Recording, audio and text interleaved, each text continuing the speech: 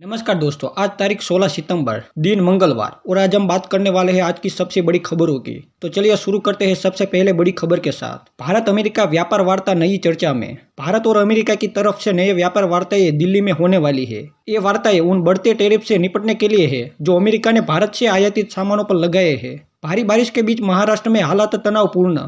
मुंबई, पुणे, ठाणे और रायगढ़ समेत कई जिलों में मौसम विभाग ने ऑरेंज और रेड अलर्ट जारी किया है। स्कूलों की छुट्टियों की संभावना बनी हुई है क्योंकि जलभराव और तूफानी मौसम की चेतावनियां हैं। विश्व ओजोन दिवस 2025 का महत्व।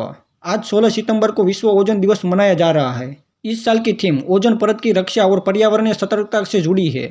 संयुक्त राष्ट्र की वह पहल जिसकी शुरुआत 1985 में हुई, वो आज भी उतनी ही जरूरी है। नए अमृत भारत एक्सप्रेस से बेहतर कनेक्टिविटी। रेल मंत्रालय ने एक नई ट्रेन सेवा अमृत भारत एक्सप्रेस शुरू की है जो बिहार के जोगबनी और तमिलनाडु के ए रोड को जोड़ेगी। करीब 3100 किलोमीटर की यात्रा होगी और नागपुर जंक्शन में भी यह ट्रेन रुकेगी, जिससे मध्य भारत के यात्रियों को बड़ी राहत होगी। खेल का रंग। एशिया कप में भारत पाकिस्तान का मुकाबला।